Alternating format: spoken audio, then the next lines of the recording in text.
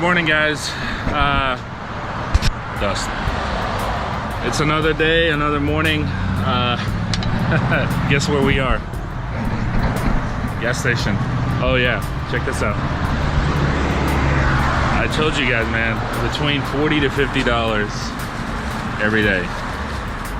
But it is what it is.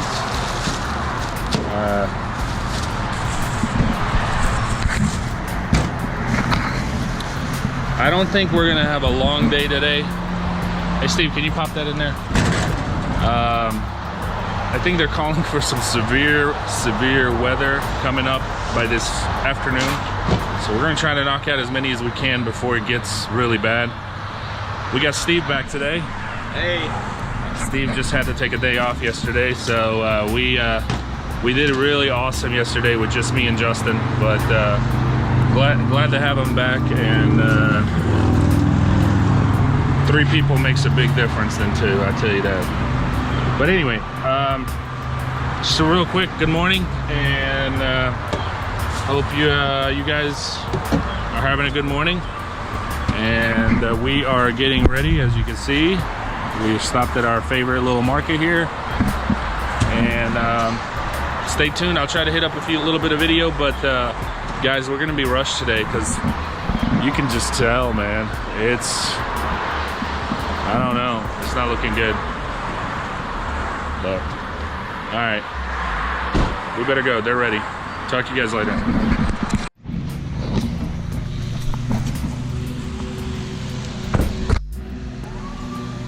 All right, so the guys are mowing this one right here across the street. The backyard is actually quite challenging on this one. It's on a hill like that. The front's pretty easy. I'll go ahead and show you real quick back here. As I mentioned at the gas station, guys, it's gonna be a short day. They're calling for some severe weather, but we'll try to get as many as we can. See how he's going uphill?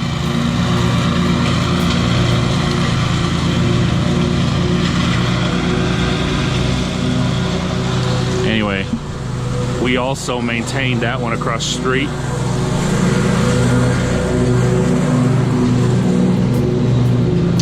But he also just contacted me and wants quotes for those 3 crepe myrtles.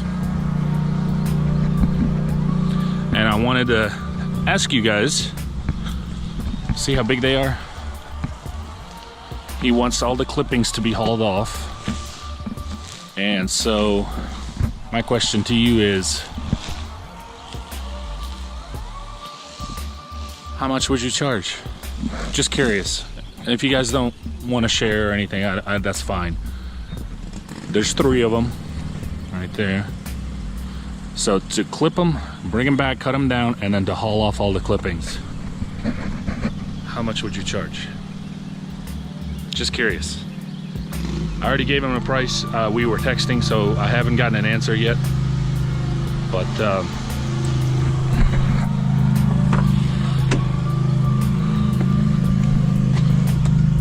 see what he says. See if I'm right on the money or not. Here's Justin coming back. The walk behind started making a noise. It's like a grinding feeling noise, right? Coming out of where the pulleys are and stuff. So we popped the top off. Oh, he just texted me back. He said deal. So we got the job. I'm good with my quoting, guys. And listen, real quick, you will get better with prices as you go, man. I was watching Yellow Jackets Lawn Care, brother. I like your videos, man, and thank you for mentioning me in one of your last videos. But you will get better as you go. And I was like you said, at Yellow Jackets Lawn Care, he said, you know, he underbidded a lot of yards, and you know, basically did it for dirt cheap and lost a lot of money. Well, I have too. I have too, man. You live and learn. I mean, you still do a good job. It doesn't matter. This is what the price you gave is the price you gave.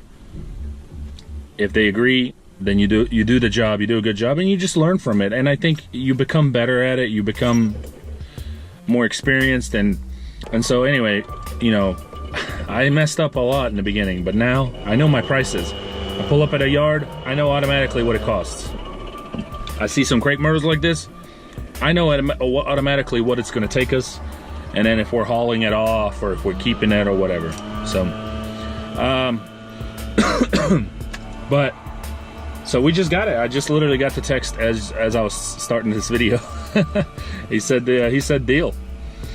So probably not this week, but maybe next. But you know, we'll chop it off. But quoting, you will get better as you go, man.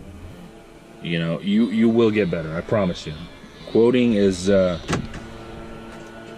gonna, you know, time is everything, and as you do it more and more, as you see different yards, you know, as you see different properties, different homes, different shrubs, you know, you will know, well, I did something similar like this at another job and it took me this long.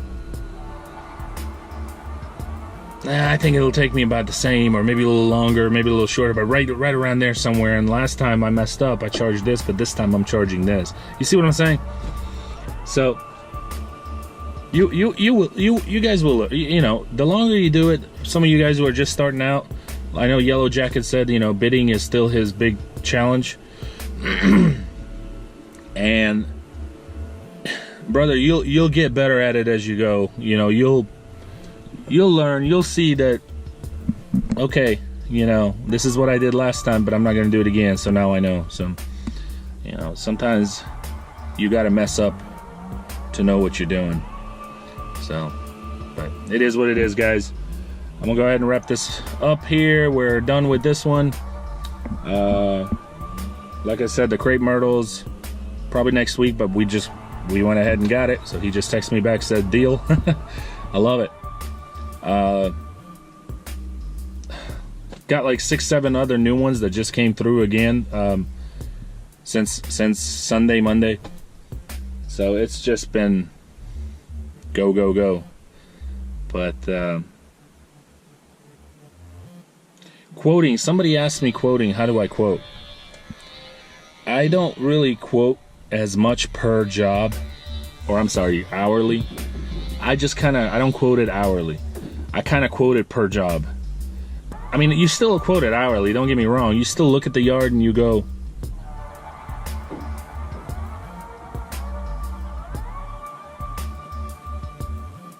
he was asking me if he should lock it or not. Sorry, I told him no. You still, you know, you obviously tell in your head like, well, this is going to take me 30 minutes, an hour, 2 hours, 5 hours. But you don't tell the customer, well, I'm charging you this much per hour, and I think this job is going to take me this many hours. You don't do that, guys. You tell the customer, hey, this is my price, and this is what it is. And if it takes you 2 hours, but you quote it for 4 or 5 hours, then better for you. But if you quote it for 2 hours and it takes you 4 or 5 hours, then you screwed up, but you learn from that. But they're getting ready to come in, so I'll touch up a little bit more on that next time, but let's go to the next one. So do you guys remember one of the aerating jobs where we aerated the yard? If you haven't watched my aerating videos, go back and check out some of my aerating videos. This is one of them that we aerated. It was nothing but gravel, dirt. It was dead. It took a really big toll from last year's drought. So we did what we did with the aerating and all that. Now there's weeds in it, but we didn't treat it for weeds. We just seeded, fertilized, limed, and all that good stuff, aerated. So I want to show you, and you know, for those of you who haven't seen the previous video, you might be like, well, it looks nice, that's fine. But look at the previous video and look at the difference. It's come in amazingly. The ones that have watched that other video, you'll recognize this house. You'll recognize this yard. It was that day. It was just me and Steve. Steve was aerating, and I made a quick clip. But let me turn around and show you guys. Remember that yard?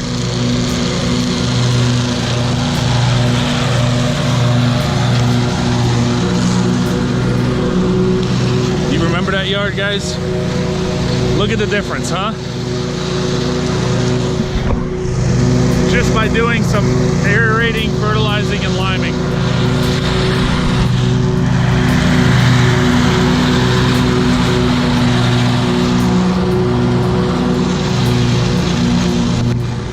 We'll go around and come back on the other side, but look at the back.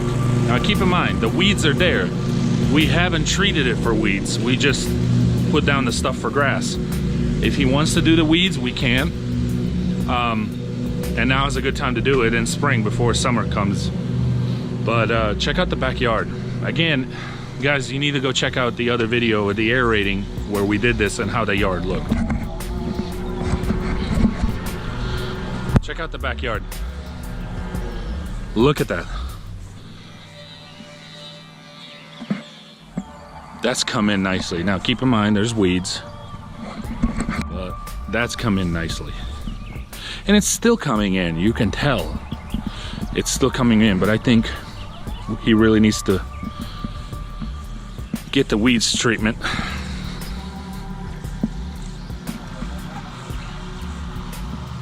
So, and I told him we don't need to cut it on low, we need to cut it high. There are the two nukes right there. And keep it, you know, cutting high.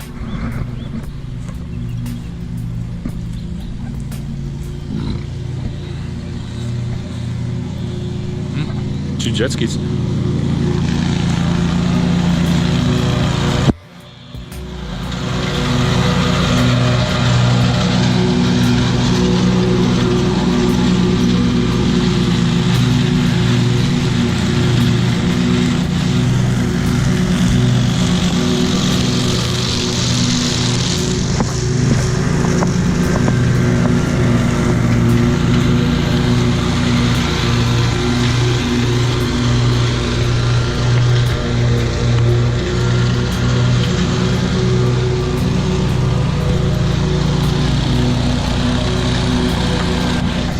There you have it.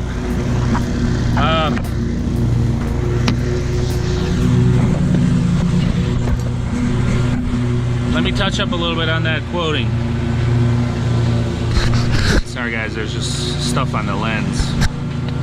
I don't know if it's affecting you or not, but like, yeah, you do it hourly inside, you know, you kind of realize, okay, this is gonna take me how long? But you don't tell that to the customer. You don't say, oh, hey, this is, you know, it's gonna take me 5 hours, this is my hourly rate. That's not how you do it. You tell yourself what you want to make hourly, or what you need to make, and then you just tell the customer the price. Say, this is my price, this is what it is. Take it or leave it. Now, you know, sometimes if somebody's like on a tight budget and they say, hey, you know, just an example, guys. This is $500, for example, right? That's your price. And somebody comes at you and says, hey, can you do $450? I'm really on a tight budget. You think about it. I have turned it down where I said no, because it was my tight budget too, like the stuff that I needed to provide, this or that. And so sometimes I said no, but a few times, you know, if it's a particular job that I don't have a lot of overhead in, and they say, hey, it's really, you know, I'm on a tight budget this week, could you do $450? I really still want to do it. Cut them some slack, guys. You can cut 50 bucks back. But anyway, my point is you tell them your price, this is your price, that's what it is. If they want it, they want it. If they don't, they don't. But you tell yourself, okay, the reason I'm saying this is my price because I think this is going to take me a couple hours. This is the overhead I have. I got to pay my guys. I got the gas, the you know, wear and tear on the equipment and all that stuff. So, and then you just tell them the price. I wouldn't recommend, you know, you going to a customer and saying,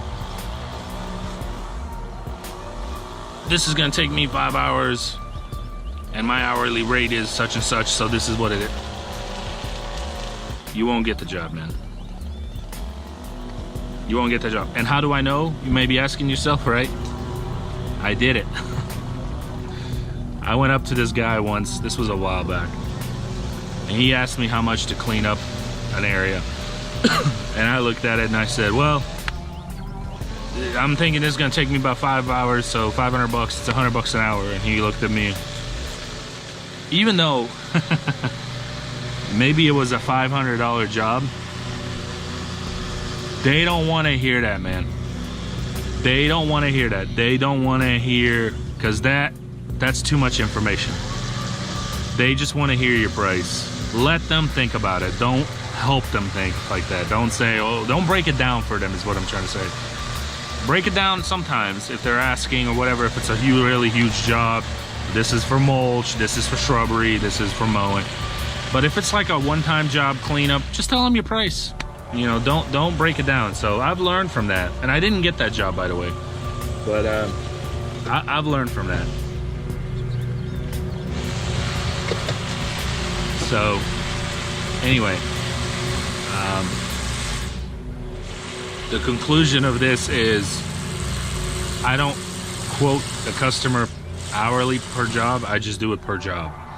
But of course, inside myself, I say, this will take me a couple hours or whatever. So the number one thing you have to find out is, what do you want to make per hour? What do you need to make per hour? What is your overhead? Are you a solo? Do you have 1 or 2 or 3 or 4 guys or 5 guys? How much equipment are you gonna have to use? 2 mowers? Wear and tear, gas. The gas to get to the job. You have to add all this stuff in, guys. Of course, if you're a solo guy, your overhead is not as big. You still gotta, of course, include a little bit of wear and tear on your equipment, the gas to get to the job, and then what do you wanna make hourly? But if you've got a couple of guys, you gotta include them.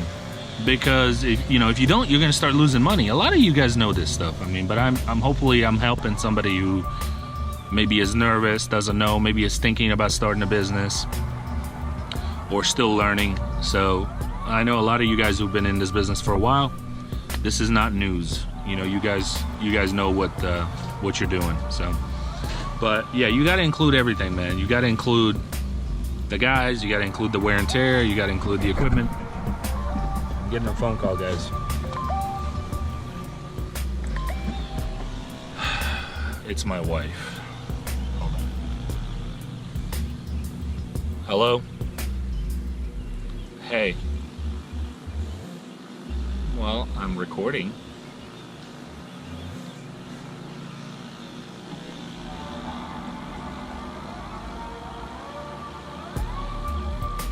Oh, wow, already?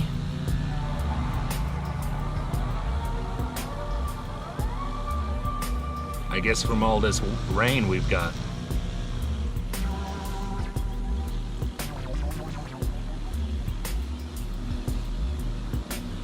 Because it's the smell. Yeah, it's the smell. So you're calling me to telling me how happy you are over your garden?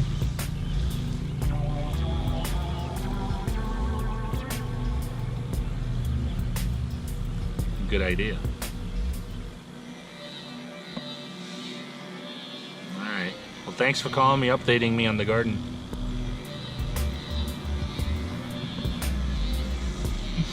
Alright.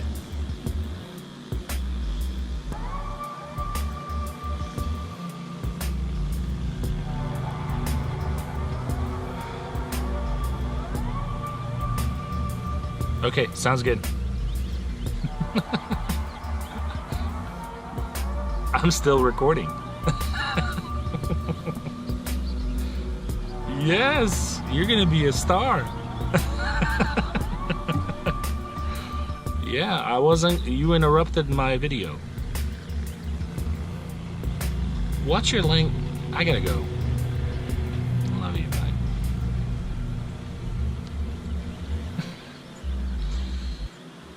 She called me to tell me that our garden's doing really well, and that she went ahead and covered it up because we are supposed to be getting some really severe storms / hail, and she wanted to cover it up and didn't want anything to happen to it because the tomatoes are already starting to bloom or come out. And anyway, but guys, I'm gonna wrap this up. It's what time is it? It's 8:50. The storms are supposed to be coming in around, they're saying noon to afternoon. I'm hoping it's afternoon. So we're gonna try to get as many as we can and go from there. See you guys at the next one. Later. Well guys, here it is. The rain has finally shown up. I'll go outside and show you. I mean, it's coming down, guys. I mean, look at that. Everything is just wet. We are finishing up. I mean, look at it. That's just, this might be the last one. We ended up getting 1, 2, 3, 4, 5, 6. This is the 7th or 8th one. I think either 7th or 8th one, but in 2.5 hours. When you rush, you get it done. I better get in. I don't want to, you know, soaking wet. It's 11 o'clock, guys. We probably got at our first yard about 7:30. So 8:30, 9:30, 10:30, actually in 3.5 hours, we got 8 of them. Sorry, it's the 8th one. In 3.5 hours, we did 8. Yeah, you know what I told the guys? And they'll be watching this probably, but from now on, it's raining every day. It's raining every day. Because, I mean, think about it. This is, you know, we got rushed by the rain, and when you're being rushed, you're forced to speed up. We still do a good job. Quality is also number